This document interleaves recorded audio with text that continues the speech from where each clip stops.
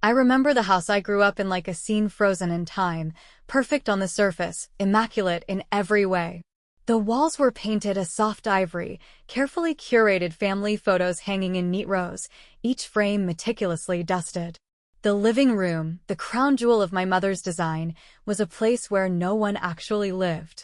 A pristine cream-colored sofa, glass-top tables, artificial roses in crystal vases, it was all for show. The house smelled of lavender and citrus, a manufactured warmth that didn't quite mask the cold beneath. My parents, Elena and Victor, were the kind of people who measured success by how enviable their lives looked. My father, a sharp, disciplined financial advisor, spoke in clipped tones and never raised his voice, not because he was gentle, but because control was his weapon. My mother, a full-time housewife with the iron will of a CEO, ensured everything ran with precise efficiency. Dinner was at 6 sharp. Beds were made before breakfast. Smiles were required when guests arrived. We were, by every outward measure, the perfect family. And then there was Livia, my younger sister. Livia, the golden child, the adored one, the center of gravity around which our household revolved. She had golden curls that caught the light just right, a soft, sing-song voice, and a natural ability to command attention. If Livia sneezed, my mother rushed to her side with medicine, warm blankets, and homemade soup. If I was sick, I was expected to take care of myself. When Livia scraped her knee, the world stopped. When I broke my wrist at 10, my mother scolded me for being careless before taking me to the hospital. Her room was a dream of pastels and delicate lace, filled with dolls, designer clothes, and anything her heart desired. Private tutors, ballet lessons, painting classes, whatever she wanted, she got. My room? Neat, functional, plain. No pinks or soft pastels. No unnecessary decorations.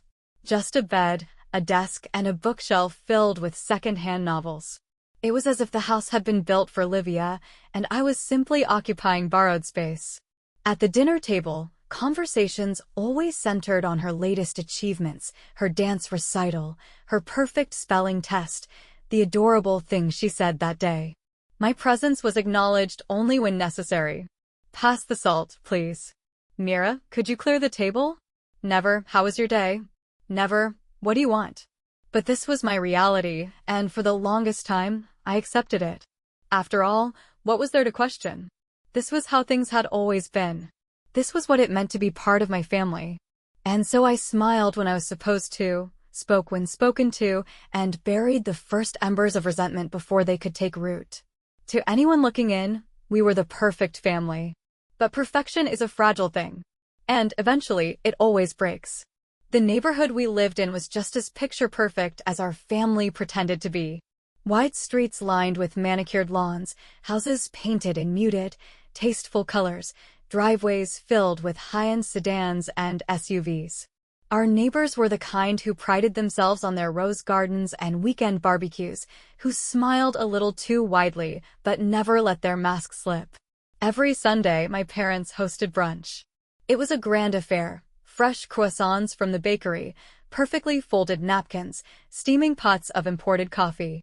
My mother would float around the dining room in an elegant blouse, exchanging pleasantries with her guests, while my father held court over conversations about stock markets and the housing crisis. Livia was always the star of these gatherings. She'd flit between the guests like a well-trained socialite, showing off whatever new skill she had mastered that week. One Sunday, it was a ballet routine she had practiced for 2 days.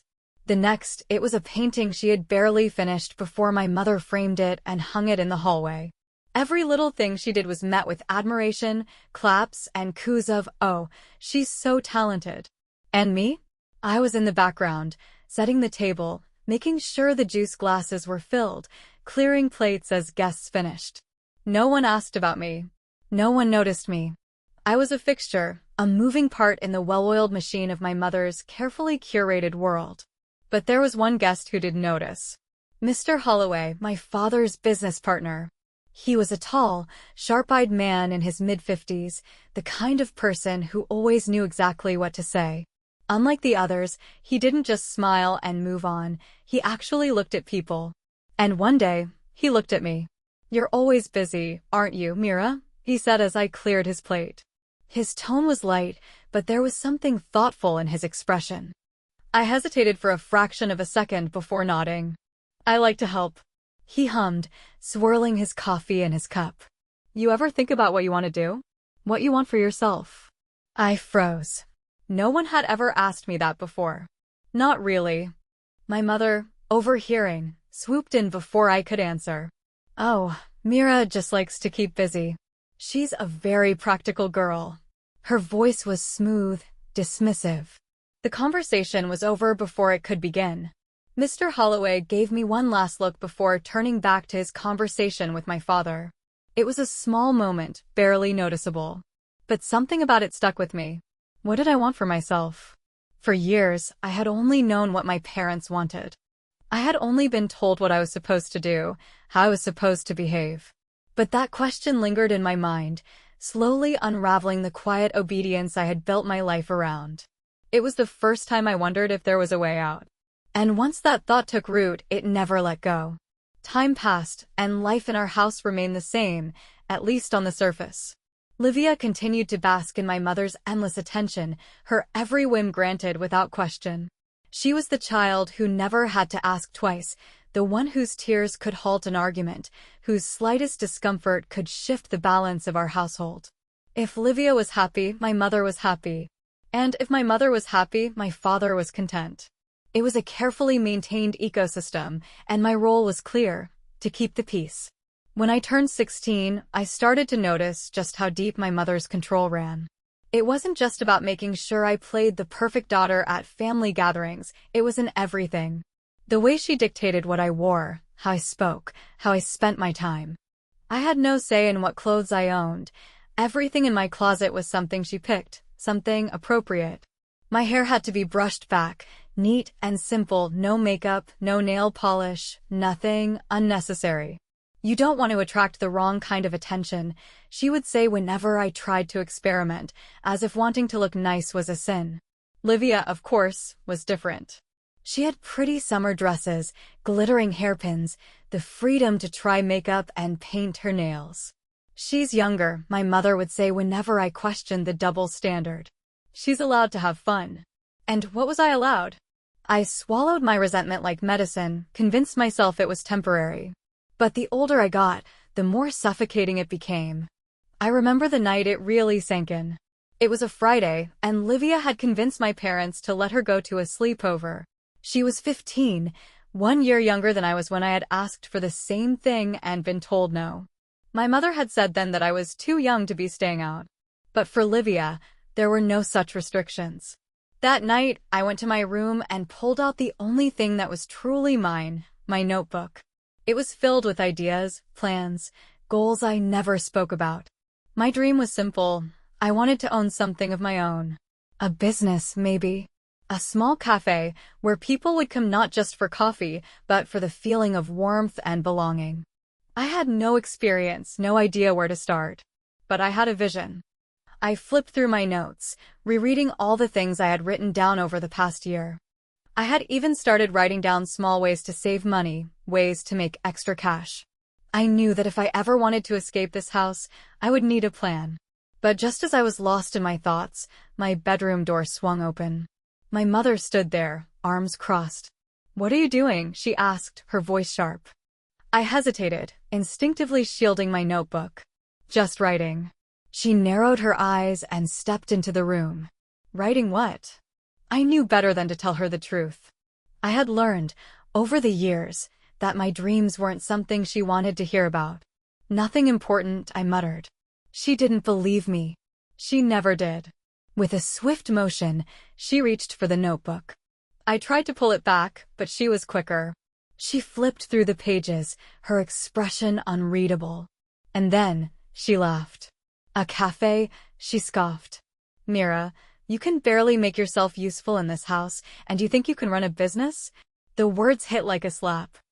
I felt my throat tighten, but I forced myself to stay silent. This wasn't new. My mother had always been like this, cutting, dismissive, always quick to remind me of my place. She tossed the notebook onto my bed and sighed. "Stop wasting time on silly fantasies. You should be focusing on real responsibilities. Now come downstairs and help clean up." She turned and left, leaving me standing there, heart pounding, fists clenched. That night, something changed. I stared at my notebook for a long time after she left, her words still echoing in my mind. "You think you can run a business?" I didn't know the answer yet, but I knew one thing for sure: I had to find a way out. And I would. The day I earned my first real money, money that belonged to me, money I didn't have to ask for, was the first time I felt something close to power. It started with a quiet decision. If I wanted to leave, I needed money. And if my mother controlled everything I had, then I would have to find a way to make it on my own. I didn't have many options. My parents never let me get a part-time job, claiming it would distract me from my responsibilities at home. But they didn't monitor everything. They didn't notice how much free time I had between school and their expectations. So I found a way. It started small. I knew how to edit photos and design simple digital art, things I had taught myself in secret, watching YouTube tutorials late at night when everyone else was asleep. I created an anonymous profile on a freelance website, offering my skills for cheap. I took whatever jobs I could get, touching up wedding photos, making simple logos, even formatting documents for people too lazy to do it themselves. I worked in silence, hiding my progress, making sure my mother never noticed when I disappeared into my room for hours. And slowly, the money started coming in. The first time I withdrew my earnings, I stared at the number on my screen for what felt like hours. $1,073.42. It wasn't much in the grand scheme of things. But to me, it was everything. I felt the weight of it in my chest as I transferred it to a separate account, one my parents didn't know about. A secret, a lifeline. That night, I sat at the dinner table as my parents talked about Livia's latest ballet recital, about the expensive summer program they wanted to enroll her in. My father barely glanced at me. My mother didn't ask how my day was. And for the first time, I didn't care. Because for the first time, I had something of my own. I had proof that I could survive without them. And soon, I would. I left in the middle of the night. There was no dramatic farewell, no last fight to push me over the edge. Just quiet determination, the kind that had been building for years. I had been planning it for months. Every spare dollar I made, I tucked away into my hidden account. I researched cheap apartments, budgeted my expenses down to the cent, and memorized every possible way this could go wrong. My mother had always taught me to be prepared, for the wrong reasons, maybe, but I had learned the lesson well. I packed light. A single duffel bag with clothes, my laptop, and the few things that mattered to me. I didn't bother taking the things my mother had chosen for me, no dresses, no jewelry, nothing that tied me to the person she had tried to mold. As I stood by my bedroom door, ready to leave, my eyes landed on my old notebook. The one my mother had laughed at, the one filled with dreams she told me were impossible. I took it. Then, I slipped out the front door, my heart hammering so hard I thought it might wake the entire house. The bus station was empty at that hour. Just flickering streetlights and a few people who, like me, had somewhere to be and no one to stop them. I bought my ticket with cash. A one-way trip to a city 3 hours away, far enough to disappear, close enough to survive. When the bus pulled out of the station, I didn't look back. Starting over was harder than I had imagined. I had no family to fall back on, no one to call for help. Just me, my savings, and a city that didn't care whether I made it or not. The first apartment I found was a tiny studio with peeling wallpaper and a leaky faucet, but the rent was cheap, and the landlord didn't ask too many questions. I paid the first month up front and told myself it was enough. The next step was finding a job. My resume was practically empty. No experience, no references, nothing my mother had ever let me do. So I took what I could get. A cashier job at a small grocery store. It wasn't glamorous. The hours were long, the customers were rude, and the pay barely covered my rent. But it was mine. I went to work every day, kept my head down, and saved every dollar I could. I ate cheap meals, bought second-hand clothes, and ignored the exhaustion that settled in my bones. And through it all, I waited. Waited for the panic to set in, for the fear to take hold. But it never did. Because for the first time in my life, I was free. And I would never go back. The days blurred together in a haze of exhaustion and survival. My shifts at the grocery store were long, the kind that left my feet aching and my back sore by the time I got home. The customers varied, some polite, others impatient, many barely acknowledging my existence beyond the robotic exchange of money and receipts. But I didn't care. Every hour I spent behind that register meant another step further from my old life, another dollar closer to something better. The apartment was small, barely enough to fit a bed, a second-hand dresser, and a tiny table pushed against the wall. The first few weeks were the hardest. I'd wake up in the middle of the night, disoriented, expecting to hear my mother's footsteps in the hallway or Olivia's soft laughter from the next room. But there was nothing.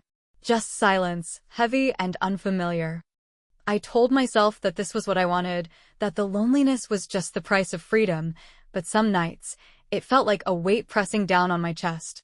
I worked every shift I could get, picking up extra hours whenever someone called in sick. The money trickled in slowly, enough to pay rent and keep the lights on. There was no luxury, no room for mistakes. Every purchase had to be calculated. I learned how to stretch a meal, how to live on instant noodles and canned soup, how to repair clothes instead of replacing them. My mother would have been horrified to see me living like this, but I felt something close to pride. This was my life, built by my own hands. The hardest part wasn't the work or the budgeting, it was the fact that no one seemed to notice I was gone. Not a single call. Not a single text. I had left without telling anyone, half expecting that my mother would track me down, that my father would demand I come home, that Livia would at least ask where I had gone. But there was nothing. Weeks passed, then months, and the silence from my family remained unbroken. It was as if I had never existed at all. I told myself that it didn't matter, that this was exactly what I wanted. And in a way, it was. There was a kind of power in realizing that I no longer owed them anything. I was free from my mother's expectations, my father's cold indifference, the shadow of Livia's golden perfection. But the anger remained, buried beneath the exhaustion. It simmered quietly, waiting. And one day, I would use it. The grocery store was never meant to be permanent. It was a stepping stone, a way to survive while I figured out what came next. But as the months dragged on, I felt the weight of routine pressing down on me. Wake up, work, come home, repeat. I wasn't living, I was just getting by. And that wasn't enough. One night, after another exhausting shift, I sat at my tiny kitchen table, staring at my old notebook, the one my mother had scoffed at. The pages were worn from years of handling, the ink slightly faded, but the words were still there. Coffee shop. My dream, the thing I had clung to when everything else had felt impossible. I had shoved it aside in the struggle to survive, but now, for the first time in a long while, I felt something other than exhaustion. I felt hunger. I started small. I knew I couldn't just open a coffee shop overnight, but I could start selling. I used what little savings I had to buy a basic espresso machine and a few supplies. Mornings before work, I tested recipes, perfecting my technique. On my days off, I baked simple pastries, experimenting with flavors and combinations. My apartment smelled like coffee and sugar, a welcome change from the emptiness it had once held. At first, I sold to coworkers. It started as a joke, bringing in homemade coffee and offering it for $1. But soon, people started requesting specific drinks. Can you make that caramel one again? What about something with vanilla? Word spread, and before I knew it, customers were asking why I wasn't selling my drinks somewhere real. That was the push I needed. I saved every extra dollar, cutting back on anything that wasn't necessary. No nights out, no new clothes, no unnecessary spending. Every penny went into my business fund. I researched permits, scouted locations, made lists of everything I would need. It was overwhelming, but for the first time in my life, I was working towards something that was mine. The first real breakthrough came when I found an old cafe space for rent. It was small, tucked away in a quieter part of town, but it had everything I needed: a counter, seating, an industrial coffee machine that just needed some repairs. It wasn't perfect, but it had potential. The rent was just within my budget if I pushed myself harder, worked extra shifts, and found a way to secure a small loan. I signed the lease 2 weeks later. The day I got the keys, I stood in the middle of that empty shop, heart pounding. This was it. No parents, no expectations, no one telling me I wasn't capable. This was mine. I ran my fingers over the countertop, imagining the space as it would be: warm lighting, the hum of conversation, the scent of fresh coffee in the air. I could see it so clearly, and for the first time in years, I wasn't just surviving. I was building something real. And I would make damn sure that no one, not my mother, not my father, not even Livia, would ever take it away from me. Owning a coffee shop was nothing like I had imagined. It was harder, messier, and more exhausting than I ever thought possible. But it was mine. The first few months were brutal. I worked open to close, sometimes 16-hour days, barely taking breaks. There were slow mornings where I wondered if I had made a mistake, nights when I closed the register and saw just enough money to cover rent, but not much else. But I kept going. I learned how to stretch my budget, how to negotiate with suppliers, how to fix a leaking espresso machine with nothing but YouTube tutorials and sheer determination. And then, something shifted. The regulars started coming in, the ones who stopped by every morning without fail. Office workers who needed their caffeine fix, students who camped out with their laptops, elderly neighbors who came not just for the coffee, but for the warmth of the place. Word spread. A local food blogger wrote a review, calling my little cafe a hidden gem. Sales doubled within a month. I expanded the menu, adding pastries, sandwiches, little things that made people stay longer. I hired my first employee, a college student named Sam, who knew nothing about coffee but was willing to learn. With help, I finally had a moment to breathe, to step back and see what I had built. The cafe wasn't just surviving. It was thriving. One afternoon, as I wiped down the counter, I looked around at the space, warm lighting, the low hum of conversation, the smell of freshly brewed espresso filling the air. This was what I had dreamed of. This was what my mother had said I could never do. And I had done it. But success came with something I hadn't anticipated. One day, while going through receipts in the back, my phone buzzed with a notification. A message request. The name made my stomach tighten. Livia. It was just one line. Hey. I heard about your coffee shop. We should catch up. I stared at the screen, my heart pounding. For 2 years, my family had ignored me, acted as if I had never existed. Now, suddenly, I was worth a message. I didn't reply, but I knew this wasn't the end. Because if Livia knew about my business, then my parents wouldn't be far behind. And I was right. I ignored Livia's message. I thought that would be the end of it, that she would see my silence for what it was, an answer in itself. But I should have known better. My family had ignored me for years, treated me like a shadow in the background, but now that I had something, now that I was someone worth noticing, they suddenly cared. It started small. A few more message requests from Livia, each one carefully worded like she was just checking in, like she was a concerned sister instead of someone who had spent our childhood basking in my mother's attention while I was left to fend for myself. I didn't respond. Then came the phone calls, unknown numbers at first, then my mother's name flashing across the screen like a ghost from my past. I let them ring. I had nothing to say to them. And then, one afternoon, they showed up. I had just finished the lunch rush, wiping down tables while Sam restocked the pastry display, when the bell over the door chimed. I turned, already ready with my usual customer greeting, but the words died in my throat. Standing just inside the cafe, looking around like they had every right to be there, were my parents. My mother's gaze swept over the place, taking in the warm wooden counters, the hand-drawn menu board, the small touches that I had spent months perfecting. My father, ever the businessman, looked around with the analytical eye of someone assessing value. Neither of them looked surprised. It was as if they had already decided how they felt about my success before they even walked in. Mira, my mother said, her voice carefully neutral, like she was speaking to a stranger and not the daughter she had discarded. We've been trying to reach you. I felt my fingers tighten around the rag in my hands, the damp fabric digging into my palm. I know, I said evenly. I didn't answer. My father exhaled sharply, shaking his head like I was being childish. There's no need for all this. We just wanted to see how you were doing. Imagine our surprise when we found out you own a business. He gestured vaguely to the cafe, like it was some side project, not the thing I had built with my own two hands. I studied them, taking in the polished appearance, the carefully rehearsed expressions. My mother's lips curved slightly, but I recognized the look in her eyes. It was the same one she used at dinner parties, the one that meant she was crafting a narrative. A story. And now that I was something worth talking about, she wanted me back in the script. I don't know why you're here, I said, my voice calm but cold. You didn't care where I was for the past 2 years. You didn't even call when I left. My mother blinked as if my words surprised her. That's not true. We were giving you space.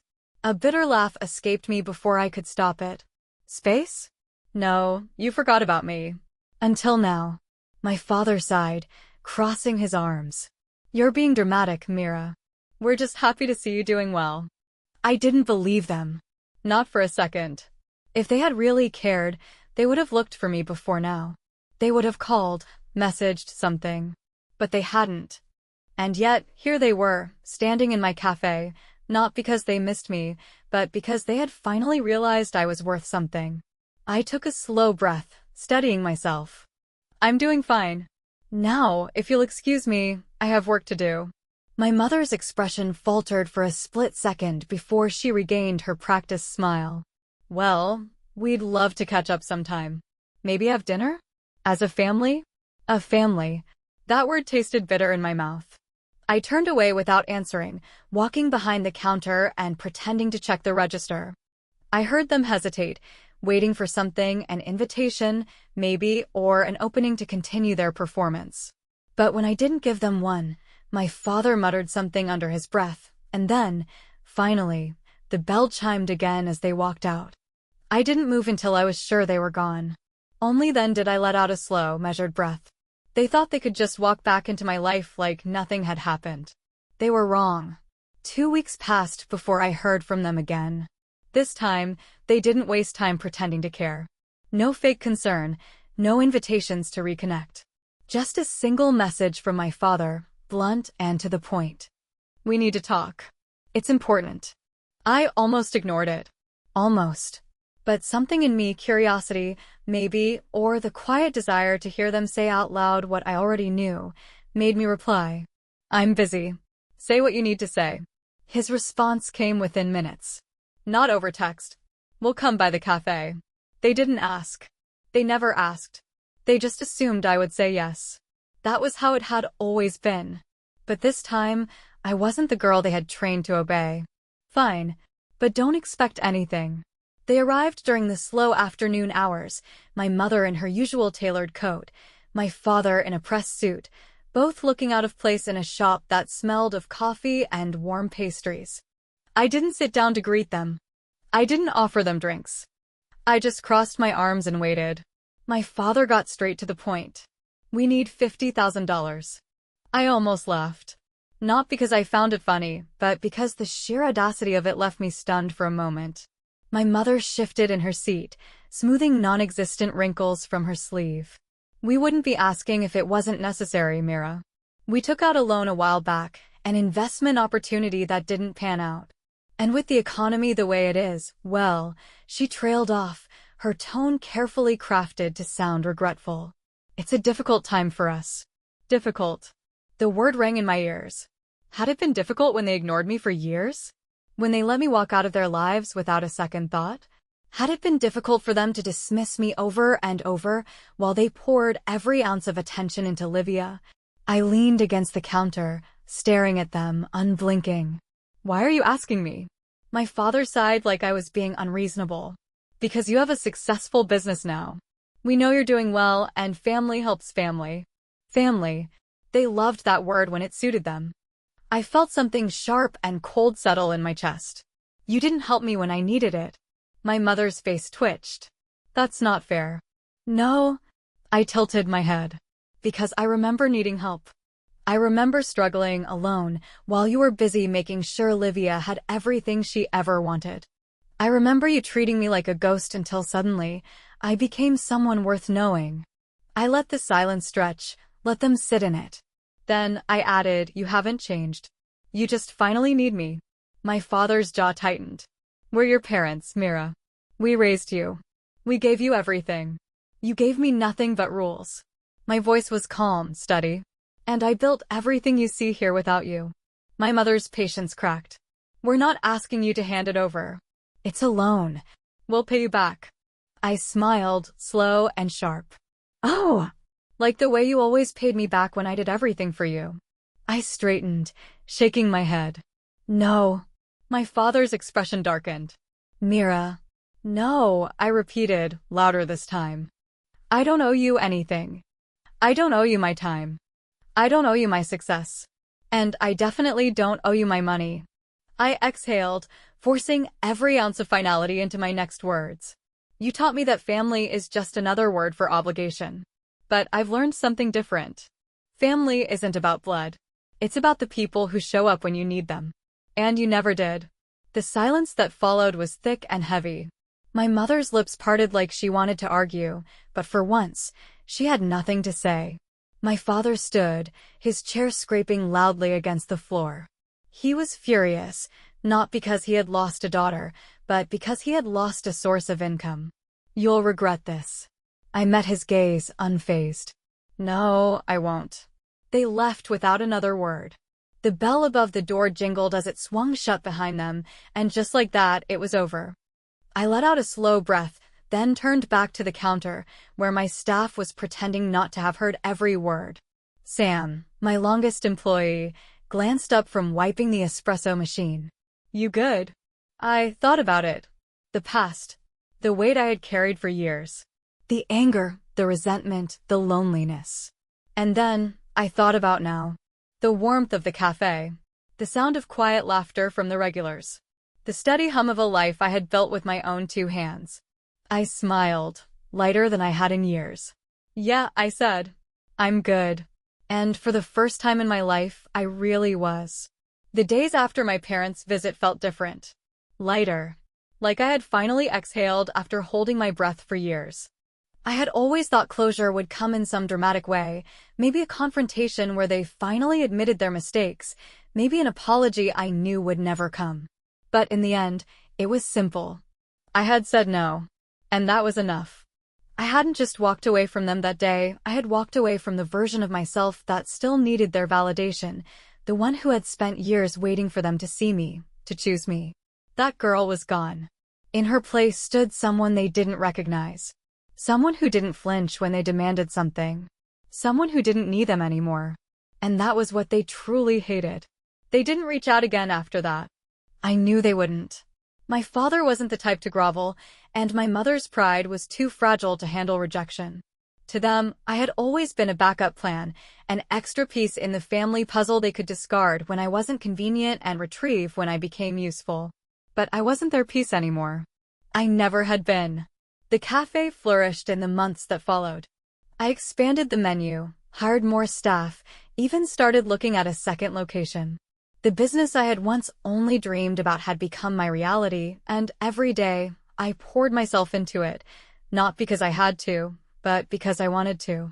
One evening, after closing up, I sat outside with Sam, watching the last streaks of sunlight fade over the city. The air smelled like fresh coffee and the lingering warmth of baked goods. The quiet hum of the street felt peaceful in a way that my childhood home never had. You ever think about reaching out to them? Sam asked, sipping his drink. I shook my head. No, there was no anger in my voice, no bitterness, just certainty. They made it clear how little I meant to them for years. They don't get to come back just because I finally became someone worth knowing. He nodded, as if he had already expected that answer. Good. I smiled. That was the thing people never told you about letting go. It wasn't about waiting for the pain to fade, or for time to soften the edges. It was about making a choice. And I had made mine. I had spent years being invisible, being controlled, being less. Now, I was free.